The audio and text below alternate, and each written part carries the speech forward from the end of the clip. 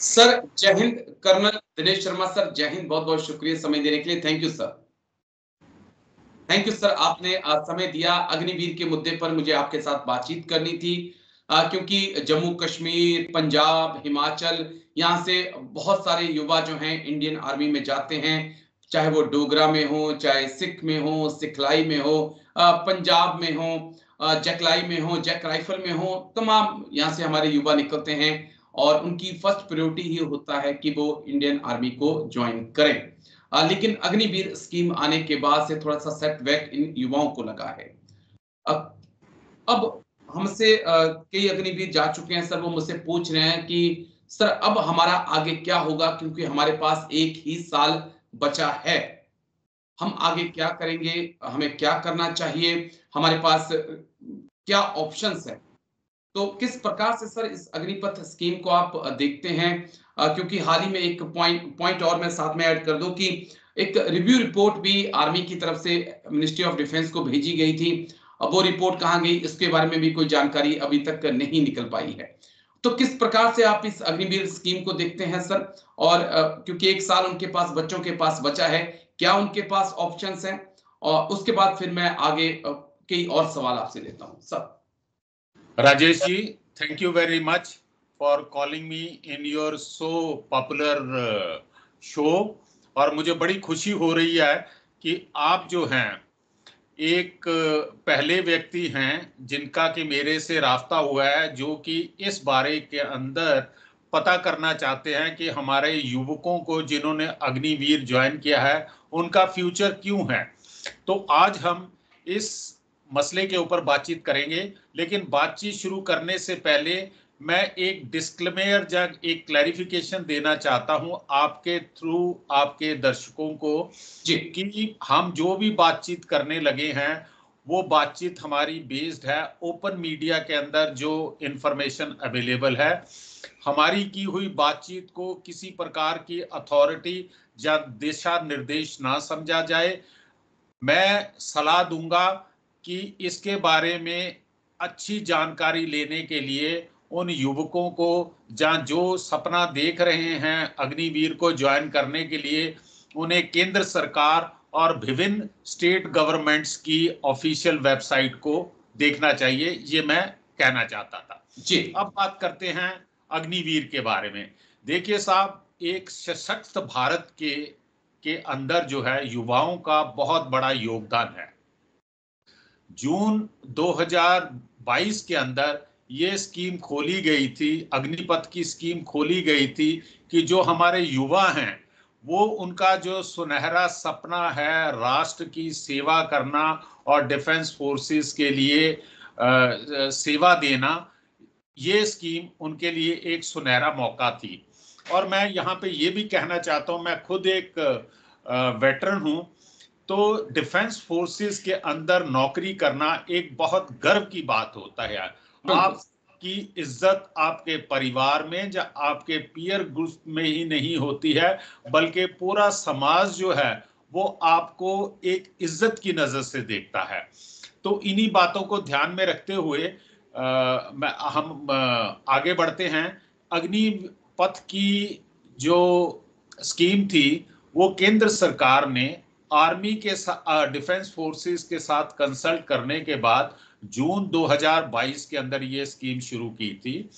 इसके मुख्य जो बिंदु हैं उसमें जो एज ग्रुप था वो 17.5 से लेके और 21 साल के युवक ज्वाइन कर सकते हैं। उनको 4 साल के लिए नौकरी करेंगे और 4 साल के बाद 25% जो कैपेबल और बहुत अच्छे out of the complete plot जो है वो आर्मी, नेवी और एयरफोर्स के अंदर एब्जॉर्ब होंगे और बाकी जो युवक हैं वो बाहर आ जाएंगे। उनको एक सेवा निधि दी जाएगी, तकरीबन 11 लाख रुपए के करीब सेवा निधि दी जाएगी और उनके लिए कई अपॉर्चुनिटीज खोली जाएंगी। मैं ये अपॉर्चुनिटी शब्द की बजाय मैं कहूंगा कि उनके लिए अवसरों का एक समुंदर खुला हुआ है। अगर आप ध्यान से इनको देखें, सेंट्रल गवर्नमेंट ने जो है वो अनाउंस किया था कि हम 10% वैकेंसीज जो हैं सेंट्रल आर्म्ड पुलिस फोर्स में जी, बीएसएफ के अंदर, मिनिस्ट्री ऑफ डिफेंस के अंदर, 16 जो हमारी पब्लिक सेक्टर यूनिट्स हैं उसके अंदर हम इनको एब्जॉर्ब करेंगे। और ये मुझे कहते हुए बड़ी खुशी हो रही है कि उस समय जितने भी जो हमारे राष्ट्रवादी इंडस्ट्रियलिस्ट हैं उन्होंने भी ये स्टेटमेंट की थी, महिंद्रा ग्रुप, कुछ अन्य ग्रुप, कि हम ऐसे ट्रेन्ड सोल्जर को हम अपने ऑर्गेनाइजेशन के अंदर हम उनको अपॉर्चुनिटी देंगे। जी, जी, ये जी राजेश जी। जी, मैं एग्री हूं सर आपके साथ। 10% सीएपीएफ की तरफ से कहा गया है, चाहे सीआरपीएफ हो, बीएसएफ हो, आईटीबीपी हो, लेकिन पूरी अगर सीएपीएफ की फुल भर्ती हम देखें तो मुझे नहीं लगता कि 40 से 50 हजार पूरी सीएपीएफ की पूरे साल में भर्ती होती है लोगों की। उसमें से अगर मैं 10% देखता हूं तो मैं ये देखता हूं कि 10 से 15 हजार जो हमारे जवान निकलेंगे, क्योंकि 80-90 हजार की भर्ती हो रही है, उसमें से लगभग 60 से 65 हजार युवा हमारे बाहर आएंगे। अगर 10 से 15 हजार सीएपीएफ में एडजस्ट भी हो जाते हैं, मैं मान लेता हूं आप कह रहे हैं कि एमओडी में तमाम जो प्राइवेट कंपनीज हैं 10-15 हजार, उसमें भी मैं मान लेता हूं, वो भी बहुत बड़ा आंकड़ा मैं बता रहा हूं सर, बहुत बड़ा मैं आंकड़ा बता रहा हूं। उसके बाद भी मैं देख रहा हूं सर कि 40 से 45 हजार युवा बाहर होंगे सर। राजेश जी, मुझे क्षमा कीजिएगा, जी, आपने सिर्फ अपनी कैलकुलेशन लगाई हुई है। नहीं, आप अपनी कैलकुलेशन दीजिए सर, मैंने अपनी लगाई है, आप अपनी दीजिए प्लीज। देखिए, अभी सेंट्रल गवर्नमेंट में उन्होंने उनके अलग अलग किस्म के जो डिपार्टमेंट्स हैं, अलग अलग जो ऑर्गेनाइजेशन है, ये मैंने मोटे तौर के ऊपर बता दिया। अब उसके बाद नेक्स्ट आ जाता आपकी स्टेट गवर्नमेंट्स। स्टेट गवर्नमेंट्स में बहुत सी स्टेट गवर्नमेंट्स ने ये अनाउंस किया है कि हम अपनी पुलिस फोर्स के अंदर 10% रिजर्वेशन इनके लिए रखेंगे, क्योंकि इसमें दोनों के लिए विन विन सिचुएशन है। स्टेट गवर्नमेंट्स की जो पुलिस फोर्स है उन्हें ऑलरेडी एक ट्रेंड सोल्जर जो है वो उन्हें मिल रहा है और उसके ऊपर नहीं। मेरा यहाँ पे तर्क ये है सर कि ऑलरेडी जैसे हिमाचल प्रदेश है या पंजाब है, हम हर जगह देख रहे हैं कि वहां पे तो ऑलरेडी एक्स सर्विसमैन के लिए 10% कोटा है। वो पुलिस में भी जा रहे हैं, तमाम दूसरी जॉब्स में भी जा रहे हैं। तो क्या ये अग्निवीर के लिए अलग होगा, अलग से अग्निवीर का कोटा होगा, यानी कि 100 वैकेंसी निकलनी है, उसमें से 10% एक्स सर्विसमैन जो कि 17 साल 24 साल करके आ रहा है, और 10% अग्निवीर के लिए, क्या ऐसा ऐसा आप देख रहे हैं सर? नहीं, मैं इसको इस नजरिए से नहीं देख रहा हूं, और इसके बारे में I will be very Frank कि मेरे पास मेरी रिसर्च के दौरान ये वाली बात नहीं आई है। बहुत अच्छा सवाल है और बहुत सुलझा हुआ सवाल है, लेकिन मेरा मानना है कि जब सेंट्रल गवर्नमेंट ने और कई स्टेट गवर्नमेंट ने ये कहा है कि हम अग्निवीर को 10% का रिजर्वेशन देंगे, तो ये इम्प्लाइज करता है कि एक्स सर्विसमैन के लिए जो ऑलरेडी कोटा है उसके अलावा ये कोटा दिया जाएगा। मेरी ये समझ है, जहां I can read between the line what ever central government has promulgated at the in 2022। क्या कर्नल दिनेश शर्मा सर, क्योंकि एक लंबा वक्त हो गया स्कीम को, आर्मी की तरफ से रिव्यू रिपोर्ट भी दी गई है, क्या हम ये ना मान के चले क्या कि सरकार को कम से कम एक बड़ा दिल दिखाना चाहिए और 75% जो युवा हैं उनको अंदर रखा जाए, क्योंकि 4 साल में पता चल जाता है कौन छुट्टी से लेट आ रहा है, कौन बीपीटी पीपीटी में एक्सीलेंट है, किसकी ड्रिल अच्छी है, किसकी फायरिंग अच्छी है। हर जगह 4 में से एक होता है, वो कहीं ना कहीं डिफॉल्टर निकल जाता है, तो उसको तो आउट करना सही है। लेकिन क्योंकि आपने सेना को भी कमांड किया, 4 में से अगर 3 चारों ही हीरे हैं आपके पास, नवाब हीरे, बहुत बढ़िया सोल्जर्स हैं, और फिर उन चारों में से 3 को बाहर करना, सब ये मुझे लगता है कि यहां पर एक सरकार को सोचना चाहिए। राजेश जी, जिस समय भी कोई नई स्कीम या नई योजना को लागू किया जाता है, उसको परिपक्व होने में, उसको मैच्योर होने में थोड़ा समय लग जाता है। अभी जो है, जो मैं मीडिया के अंदर पढ़ रहा था कि आर्मी ने प्रपोजल दिया है गवर्नमेंट ऑफ इंडिया को, और गवर्नमेंट ऑफ इंडिया ने एक ग्रुप ऑफ सेक्रेटरीज की जो है एक कमेटी बनाई है इसको रिव्यू करने के लिए। उसके अंदर से इन्होंने रिकमेंड किया है कि अग्निवीर की सर्विस जो है 4 से 8 साल कर देनी चाहिए, और एब्जॉर्प्शन रेट जो है वो 60 से 70% का एब्जॉर्प्शन रेट कर देना चाहिए।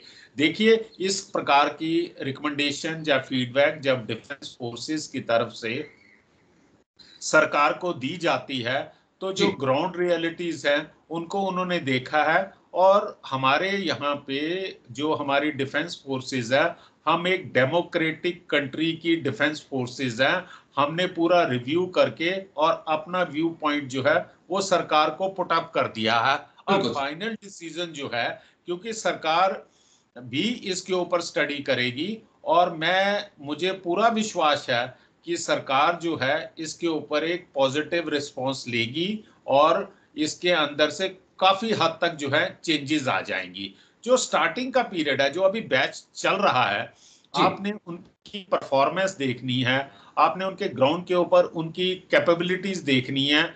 तो उसमें अगर वो चाहते हैं, जैसे आपने कहा कि अगर 4 के 4 हीरा हैं, तो वो जरूरी बात है कि डिफेंस फोर्सेस वो चारों हीरों को अपने पास रखना चाहेगी, और इस रखने के लिए उन्होंने ऑलरेडी अपनी रिकमेंडेशन जो है भारत सरकार को दे दी है, और ग्रुप ऑफ सेक्रेटरीज जो हैं, जो नॉमिनेट किए गए हैं भारत सरकार की तरफ से, वो इसको रिव्यू कर रहे हैं। तो ये कहना उचित नहीं होगा कि भारत सरकार या डिफेंस फोर्सेस इस एस्पेक्ट के ऊपर नजर नहीं रख रहे हैं, वो जरूर रख रहे होंगे, क्योंकि वो नजर रख रहे हैं, तभी तो सर एक रिव्यू रिपोर्ट भेजी गई है। हम तो इंतजार कर रहे हैं कि कब वो रिव्यू रिपोर्ट सामने आए, कब उसके ऊपर एक्शन हो। एक सवाल मेरा और बड़ा अहम है सर, क्या आपको लगता नहीं है कि इस अग्निवीर स्कीम का एक बार सीएपीएफ में ट्रायल हो जाता? क्योंकि आर्मी ने पूरी इस वक्त हम 3 फ्रंट वॉर के कयास देख रहे हैं, जिस प्रकार से हालात बन रहे हैं, तो पहले सीएपीएफ में अगर इसको इंप्लीमेंट किया जाता, वहां से सक्सेस मिलती, उसके बाद इंडियन आर्मी में लाया जाता, तो क्या ज्यादा बेटर नहीं होता? क्योंकि रिजल्ट तो इंडियन आर्मी बहुत अच्छा दे रही थी। अगर हमने 71 वॉर आपको जीत के दिया, 99 वॉर आपको दिया, नॉर्थ ईस्ट में शांति कायम की, जम्मू कश्मीर में हमने आतंकियों को खत्म किया, तो जो चीज टूटी नहीं है उसको तोड़कर जोड़ने की जरूरत क्या है सर? राजेश जी, आपका सवाल बहुत थॉट प्रोवोकिंग है कि ये ट्रायल बेसिस कहीं और करते और उसके बाद हमारे पास आते। बहुत थॉट प्रोवोकिंग है। मैं अप्रिशिएट करता हूं आपके सोच को। लेकिन देखिए साहब, ऐसा है कि भारतीय सेना जो है ये हमारे देश की रीढ़ की हड्डी है। आज अगर आप देखेंगे कि भारतीय सेना का जितना बजट आता है उसमें से काफी हद तक जो है वो पेमेंट और पेंशन के ऊपर जाता है। हमारे पास मॉडर्नाइजेशन करने के लिए बहुत कम बजट रहता है, और बाकी देशों डेवलप्ड कंट्रीज की तरह, जहाँ हमारा नेबर जो चाइना है, उसकी तरह हमारे देश की डीप पॉकेट्स नहीं है। हमारे पास इतना नहीं है, हमें बाकी जगहों के ऊपर भी खर्च करना है, बाकी एरिया को भी डेवलप करना है। तो बेसिकली एक तो इसके 2 फोल्ड मुद्दे थे अग्निवीर स्कीम को। एक तो युवाओं को फौज के अंदर लाना, उनको ट्रेन करना, ताकि जब वो बाहर जाते हैं तो एक योग्य अनुशासित नागरिक हो। दूसरा, आर्म्ड फोर्सेस का ये इंटरेस्ट था कि हम एक यंग प्रोफाइल जो है आर्मी या डिफेंस फोर्सेस को मेंटेन करें, और हमारे पेंशन का बिल जो है वो थोड़ा कम हो। और हम देखिए, अगर हम ये वाली ट्रायल सिस्टम अगर ये सीएपीएफ में या सेंट्रल रिजर्व पुलिस में या बीएसएफ में, देखिए साहब, उनकी मैंडेट है सेपरेट, उनके टास्क हैं सेपरेट। हमारे टास्क जो है ना, हमारे जिस प्रकार के टास्क हमारे पास हैं, हमारे यहाँ पे कोई रनर्स अप के लिए कोई ट्रॉफी नहीं होती है, तो हम नहीं दूसरी जगह के ऊपर। तभी तो मैं कह रहा हूँ कि अगर रीढ़ की हड्डी इंसान की मेन होती है सर, अगर आपने कहा कि सेना रीढ़ की हड्डी है, और रीढ़ की हड्डी का ऑपरेशन जिसका हो जाता है वो दोबारा खड़ा नहीं हो पाता है सर। तो रीढ़ की हड्डी के साथ अगर छेड़छाड़ की जा रही है, मेरा पॉइंट वो था। लेकिन जिस देश में इलेक्शन के ऊपर इतना पैसा बहा दिया जाता है, एक एक वोटर को हम देख रहे हैं कि 1,000 2,000 रुपया दिया जा रहा है कि तू जाके मुझे वोट दे, उस देश में कहना कि यार जवानों के पेंशन के लिए पैसे नहीं है, मुझे लगता है कि कहीं ना कहीं एक गलत संदेश जा रहा है सर। हम देख रहे हैं कि इलेक्शंस में, कैंपेनिंग में कितना पैसा बहाया जाता है। पैसे की कमी नहीं है सर पॉलिटिकल पार्टीज के पास। मैं एक पॉइंट आपसे और लेना चाहता हूं सर, जो मे बी और एक बड़ा अहम पॉइंट है। आपने कहा कि सेना की पेंशन्स को कम करना है, बस सेना को मॉडर्नाइजेशन के लिए पैसा नहीं है। लेकिन जब मैं ओवरऑल पिक्चर देखता हूं, मैं देखता हूं कि पहले हम 50 से 60 हजार जवानों की भर्ती करते थे, हर साल पास 50 से 60 हजार जवान हमारे रिटायर हो जाते थे। आज हम देख रहे हैं कि 1 लाख जवानों की भर्ती कर रहे हैं, उसमें से सिर्फ हम 25,000 जवान रखेंगे, लेकिन 75,000 जवानों को हम 12-12 लाख रुपया देकर जो है रिटायर कर देंगे सर। उनको ट्रेनिंग पर आपने पैसा खर्च किया, उनको सिखलाई पे पैसा खर्च किया, और जब वो सीख गए तो आपने उनको कह दिया कि थैंक यू, और वो भी 12-12 लाख रुपया देकर। तो सर ये तो मुझे लगता है कि आने वाले वक्त में मे बी मैं रॉन्ग साबित हूं, लेकिन अभी फिलहाल मुझे लगता है कि हम उससे भी ज्यादा खर्च जो है वो कर रहे हैं सर। क्योंकि या तो आपको इंडियन आर्मी की स्ट्रेंथ कम करनी होगी, अगर आपको पेंशन से पैसा बचाना है। अगर वो कम करते हैं तो आप थ्री फ्रंट वॉर की तरफ किस प्रकार जाएंगे, जिसका आप इस वक्त सिचुएशन बन रही है। कैसे इसको पॉइंट को समझाएंगे सर थोड़ा सा? राजेश जी, मेरा ये मानना है जी कि जिस प्रकार की जियो पॉलिटिक्स चल रही है, इंटरनेशनल रिलेशन बन रहे हैं, और जिस ढंग से वॉरफेयर के तरीके बदली हो रहे हैं, और उसके लिए ना कुछ हमें भी बदलाव करना पड़ेगा। ओके। देखिए ऐसा है कि मनुष्य, जब कोई भी है, चाहे वो आर्मी अफसर है या कोई भी है, सडन चेंजेस जब की जाती हैं तो उसके लिए बहुत ज्यादा रोष होता है और बहुत ज्यादा अनकंफर्टेबल महसूस करता है, क्योंकि हम लोग रहते हैं कंफर्ट जोन के अंदर, और कंफर्ट जोन से बाहर निकलने में हमेशा हमारे को तकलीफ होती है। तो ये कहने के बावजूद मैं ये कहना चाहता हूँ, देखिए साहब, पहले जो है आपकी आर्मी की ऑर्गेनाइजेशन अलग से थी। कुछ एक जो बदलाव आ रहे हैं वो मैं समझता हूँ कि हमें क्या इस पब्लिक फोरम के अंदर मैं नहीं बोलना चाहूंगा। जिस प्रकार के बिल्कुल सर हमारे बदलाव आ रहे हैं, जिस प्रकार से हमारी आर्मी को सशक्त करने के लिए अलग अलग किस्म की फॉर्मेशन या अलग अलग किस्म के नए सिद्धांत लाए जा रहे हैं, और हमें आज की तारीख के अंदर एक यंग आर्मी प्रोफाइल चाहिए जो कि साइचन के अंदर भी लड़ सके। ये मत समझिए कि पहले लोग नहीं लड़ पाते थे। Yes, they are brave people, we have shown the result. लेकिन सर मैं बीच में टोकूं आपको माफी के साथ, क्योंकि जो मेरा मानना है, मैं भी एक जवान रहा। दो पॉइंट है मेरे यहाँ पर। एक तो एक जवान को फुल अपना काम सीखने में, चाहे वो इन्फेंट्री का हो चाहे किसी का हो, से कम 7 से 8 साल लगते हैं। तब वो जवान जो है एक फुल फौजी तैयार हो पाता है। फुल फौजी जो है, इस वक्त जोश होगा सर, मैं एग्री करता हूं आपके साथ कि 4 साल के जवान के अंदर एक जोश तो होता है, लेकिन एक होश जो है, जोश के साथ होश जो है, वो 7-8 साल सर्विस के दौरान ही आ पाता है। Maybe I am wrong, क्योंकि आपने तो यूनिट कमांड किया है, आप ज्यादा अच्छे तरीके से बता पाएंगे सर। देखिए साहब, ऐसा था, मैं आपके पॉइंट्स को अप्रिशिएट करता हूं। ये एक थॉट प्रोसेस है। जिस समय शुरू में ये एक थॉट प्रोसेस है, जिस समय शुरू में अग्निवीर स्कीम आई थी, जो हमारे जैसे वेटरन, जो हमसे भी और सीनियर वेटरन्स थे, वो कहते थे कि यार यूनिट को एक कोहेसिव बनाने के लिए जो है एक जवान को 10 से 15 साल लग जाते हैं। एग्रीड, क्योंकि इस प्रकार की थिंकिंग थी। I agree, sense of belongingness बढ़ता है। वो लड़का जो है सिपाही बन के आता है, आप भी एक सेकंड लेफ्टिनेंट बन के आते हैं, और आप दोनों जने ग्रो टुगेदर करते हैं, आप कमांडिंग अफसर बनते हैं, वो कहीं सूबेदार मेजर होता आपका, वो बॉन्डिंग रहती है। मैं एग्री करता हूं, लेकिन इसके साथ दूसरा पहलू देख लीजिए आप। इंडियन आर्मी के अंदर जो शॉर्ट सर्विस कमीशन अफसर होते हैं, वो भी तो 5 साल के बाद जो है बाहर चले जाते हैं, बाहर एस्टेब्लिश हो जाते हैं, और आप उनके आउटलुक में, उनके डिसिप्लिन में, उनका जो बिहेवियर होता है और उसका जो काउंटर पार्ट का जो बिहेवियर है, उसके अंदर से जमीन आसमान का फर्क पड़ेगा।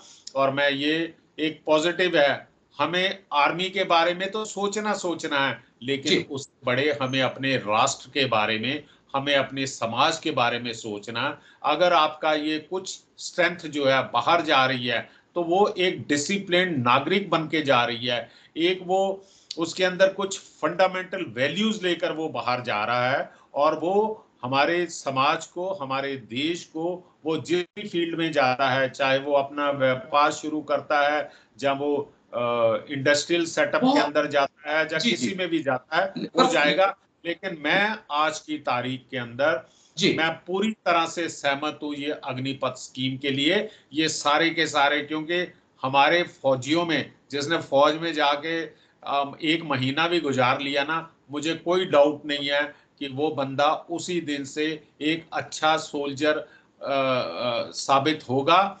वो अपनी यूनिट आन बान नमक नाम और निशान के लिए वो जान न्यौछावर करेगा, जितनी की एक 10 साल वाला करता है। तो ये इस एप्रीहेंशन को तो भूल जाइए आप कि 7-8 साल तक जो है वो एक सोल्जर नहीं बन पाता, ये 4 साल की ट्रेनिंग में, और आपका बाकी जो यूनिट का एटमॉस्फेयर होगा वो उसको एक अच्छा सोल्जर बनाएगा। जी राजेश जी, बस मेरा एक आखिरी पॉइंट, क्योंकि लंबा वक्त मैंने आपसे ले लिया है, क्या हम इन अग्निवीरों के लिए, क्या लगता नहीं आपको कि एक सरकार को पहल करनी चाहिए कि अग्निवीर से ही आप आईएएस निकालिए, आईपीएस निकालिए, आप यहीं से शॉर्ट सर्विस कमीशंस के लिए ऑफिसर्स निकालिए। अभी तक आप सीएपीएफ देख रहे हैं, लेकिन अगर क्योंकि वेल डिसिप्लिन हैं, सब कुछ है, पढ़े लिखे हैं, तो क्यों नहीं यहाँ से हम इसे एक नर्सरी के तौर पे इस्तेमाल करें? राजेश जी, मैं जरा सा, क्योंकि ये नोट्स को रेफर कर देता हूं, ये इस पॉइंट को जो है ना मैं कर देता हूं। ये जो आपने आईपीएस आईएएस कहा, short service commission Indian army के अंदर, सर मैं तो चाह रहा हूं कि अग्निवीर हमारे उसके लिए अप्लाई करें, और सेना में भाई अग्निवीर से आप बाहर हुए, लेकिन आप लेफ्टिनेंट बन के सेना के अंदर आइए।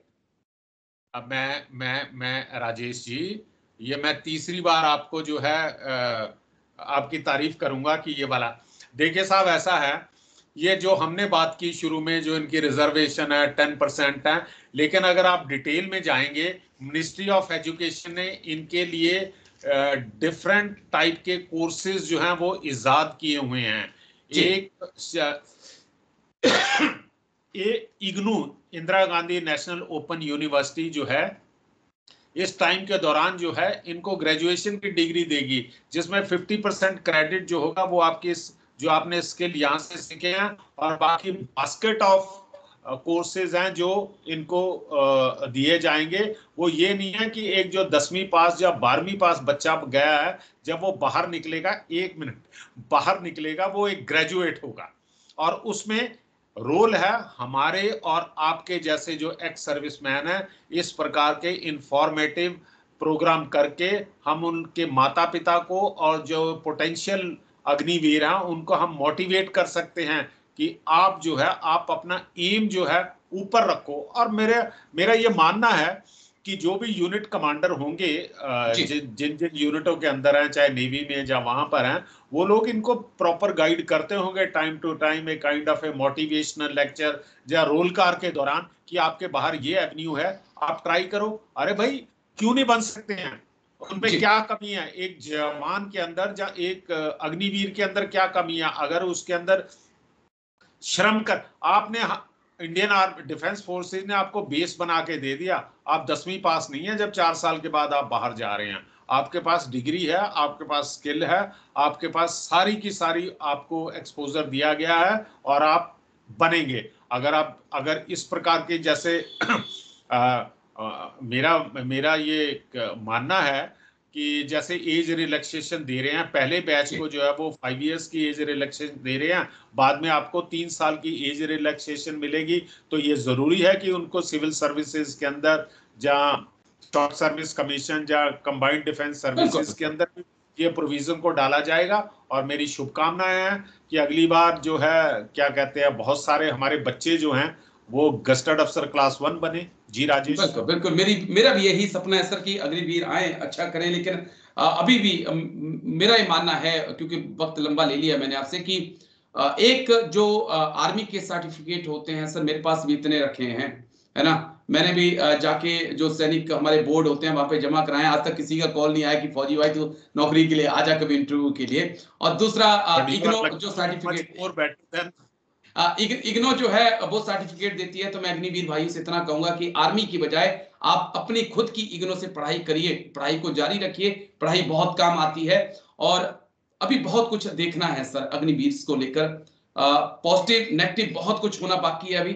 क्योंकि जब तक पहला बैच आउट नहीं होगा तब तक मुझे लगता है कि कुछ भी कहना अतिशयोक्ति होगा, चाहे वो नेगेटिव हो चाहे पॉजिटिव हो। लेकिन आप आए और इतनी अहम बातें आज आपने रखनी है अग्निवीर के लिए, इसके लिए बहुत बहुत शुक्रिया सर। Thank you. जय हिंद sir. Thank you. Thank you, Rajesh ji. Thank you very much for giving me a chance to talk to you on a very, very important subject. This subject is very close to my heart. Army grow करती है तो हम भी grow करते हैं। As a retired, army अच्छा कर रही है तो हमारा भी सीना चौड़ा होता है। Okay, thank you very much. Thank you very much. जय हिंद सर। Thank you.